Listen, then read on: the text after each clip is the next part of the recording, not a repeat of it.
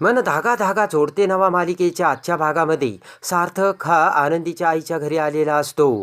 तेव्हा आनंदीचा भाऊ म्हणतो की आनंदीमुळे आमचं घर जळालं. म्हणतो की या घरावरचं कर्ज सुद्धा तिच्यामुळेच फिटलं, हे तुम्ही विसरता का? तर आनंदीचा भाऊ म्हणतो की कर्ज तिच्यामुळेच घेतलं होतं आम्ही. तर आनंदीचा भाऊ म्हणतो की आनंदीमुळे घराची बदनामी झाली. तिच्यामुळेच तुमच्या घरातलं लग्न मोडलं ना, आणि घरातील तुमच्या सर्वजण तिचा आता रागरागच करतात. सार्थक म्हणतो की तिची यामध्ये काही चूक नाहीये, जे काही झालं ते माझ्यामुळे झालंय. तर आनंदीचा भाऊ म्हणतो की पनवतीच आहे ना ती, तात्पर्य काय, तर सगळं तिच्यामुळेच घडलंय. तेव्हा सार्थक म्हणतो की बस आता, परत मला तिला तुम्ही सारखं सारखं पनवती म्हटलेलं आवडणार नाही. तेव्हा आनंदीच्या भावाला मोठा धक्का बसतो. तेव्हा आनंदीचा भाऊ म्हणतो की सार्थक तुम्ही का चिडताय, पण मी माझ्या बहिणीला बोलतोय. रागाने सार्थक म्हणतो की तुमची बहीण असेल ती, पण आता ती माझी बायको आहे. तेव्हा ते ऐकून मालती, अण्णा आणि आनंदीच्या भावाला मोठा धक्का बसतो. तर सार्थक अण्णांना म्हणतो की मी आनंदी सोबत देवाच्या साक्षीने लग्न केलंय. तर इकडे सार्थकने आता आपल्या गळ्यात कसं मंगळसूत्र घातलं हे आता आनंदीच्या डोळ्यासमोर येत असतं. आनंदी विचार करते की हे आपल्या आयुष्यात काय घडतंय असं. आनंदी विचार करते की अजून माझ्या आयुष्यात काय काय घडणार आहे, आणि मी हतबल होऊन हे सर्व बघतच आहे. तर सार्थक इकडे अण्णांना म्हणतो की माझ्याकडे दुसरा काही पर्यायच नव्हता. तेव्हा मालती सार्थकला म्हणते की पण तुम्ही घरच्यांना विश्वासात ठेवूनच हे असं पाऊल उचललं असेल ना. तेव्हा अण्णा म्हणतात की तुमचं जर आनंदीवर प्रेम असेल आणि तुम्हाला जर आनंदी बायको म्हणून त्या घरात हवी असेल, तर माझा तुम्हाला या गोष्टीसाठी पाठिंबा आहे. तेव्हा सार्थकला अण्णांचे बोलणे ऐकून मोठा धक्का बसतो. सार्थक म्हणतो की अण्णा त्यावेळेस परिस्थितीच अशी होती की फक्त त्यांना मदत करण्याचा माझा विचार होता. सार्थक म्हणतो की आता हा निर्णय सर्वस्वी त्यांनीच घ्यायचा आहे, आणि त्यासाठी मी आनंदीला सर्व काही वेळ देईल. तर अण्णा म्हणतात की मला तुमचा निर्णय मान्य आहे आणि तुम्हा दोघांनाही माझे आशीर्वाद आहेत. तेव्हा सार्थक हा खुश होतो. तेवढ्यात आनंदीचा भाऊ म्हणतो की आता आनंदीचे लग्न जर यांच्यासोबत झाले तर लोक काय म्हणतील. तेव्हा अण्णा म्हणतात की जेव्हा माझ्या मुलीला त्रास होत होता तेव्हा ही लोक कुठे गेली होती तुझी? जेव्हा माझ्या मुलीचं भर मंडपात लग्न मोडलं होतं तेव्हा ही लोक आली होती का माझ्या मुलीला आधार द्यायला? माझं घर जळालं तेव्हा ही लोक कुठे गेली होती? तेव्हा अण्णा म्हणतात की या लोकांशी मला काहीच देणं घेणं नाहीये. तर अण्णा म्हणतात की माझ्या आनंदीचं जर भविष्य या समोरच्या माणसाच्या हातात असेल तर मी निश्चिंत आहे. तेव्हा आनंदाने आता अण्णांनी सार्थकवर विश्वास दाखवलेला असतो. तर लगेचच अण्णा म्हणतात की सार्थक, माझ्या मुलीच्या आयुष्यात कधी आनंदच आला नाही हो, आणि तो आनंद फक्त तुम्हीच देऊ शकता. सार्थक म्हणतो की चूक तर माझीच झाली ना, मी माझ्या मनातलं त्यांना वेळेवर सांगू शकलो नाही, आणि जेव्हा हे समजलं तेव्हा खूप उशीर झाला होता अण्णा. तर सार्थक म्हणतो की आता मी माझी बाजू त्यांच्यासमोर अगदी क्लिअर केली. सार्थक म्हणतो की आता मला स्वीकारायचं की नाही ह्या सर्वस्वी त्यांचा निर्णय आहे. तर अण्णा खुश होत सार्थककडे बघतात आणि म्हणतात की तुम्ही बसा ना, आता तुम्ही माझे जावई झालात. तर सार्थक म्हणतो की नाही अण्णा, मी नंतर येईल निवांत. तर सार्थक जाऊ लागतो तेव्हा अण्णा सार्थक समोर येत म्हणतात की मी ज्यावेळी तुम्हाला बघायचो ना त्यावेळी मला सुद्धा असंच वाटायचं की देवी आई तुमच्यासारखा जोडीदार जर माझ्या आनंदीला मिळाला तर.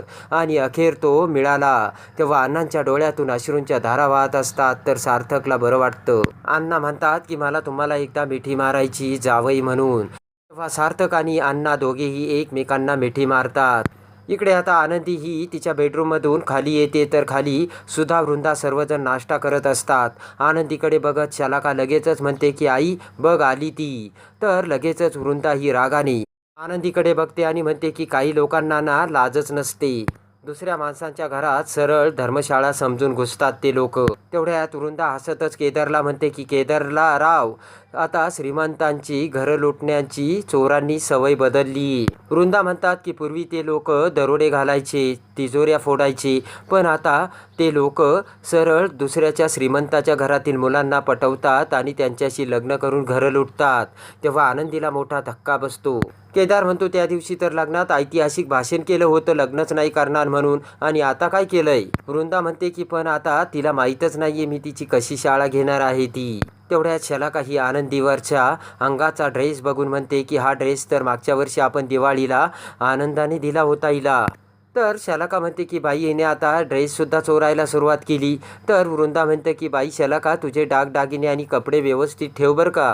वृंदा म्हणते बघ ना आपल्या नजरेच्या देखत तिने कसा डल्ला मारला ते. तेवढ्यात आकांक्षा तिथे येते आणि म्हणते की शलाका हा ड्रेस आनंदीला मीच दिला, तिच्याकडे कपडे नव्हते म्हणून. तेव्हा वृंदा म्हणते की आकांक्षा बाळा खूप चांगलं केलंस तू. हसतच वृंदा म्हणते की अगं शलाका गरिबाला द्यावं. वृंदा म्हणते की त्यांना जुनं पुराणं वापरलं तर चालतं आणि आपल्याला हे पुण्य मिळतं. शलाका म्हणते की असं आहे का, मग माझ्याकडे खूप जुन्या साड्या आहेत त्या सगळ्या मी हिला देते, मला तेवढंच पुण्य भेटत. तेवढ्यात सुधा म्हणते की आकांक्षा तुला कॉलेजला जायचं ना, जा ना तू. तर आकांक्षा म्हणते की दादा तिची जबाबदारी माझ्यावर सोपवून गेल्यात. तर सुधा म्हणते की मी आहे इथे. तेवढ्यात आकांक्षा ही बाहेर जाऊन आकांक्षाला फोन लावू लागते. तर सुधा आकांक्षा पाठोपाठ येत म्हणते काय करते आकांक्षा, तू सार्थकला फोन लावतेस ना. तर लगेचच सुधा म्हणते की तू यामध्ये पडू नकोस, वेळ आली तर सार्थकला काय सांगायचं ना ते सर्व मी सांगेन.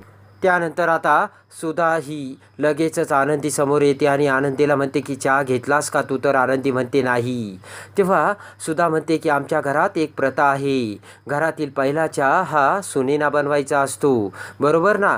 तर वृंदा म्हणते की हो मी बनवला होता. वृंदा म्हणते की सुधा आणि तू सुद्धा केला होतास ना. तर सुधा म्हणते अगदी बरोबर.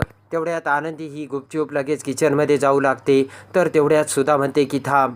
तर सुधा ही लगेच आनंदी समोर येत म्हणते की कुठे चाललीस तू. तर आनंदी म्हणते की किचनमध्ये चहा करायला.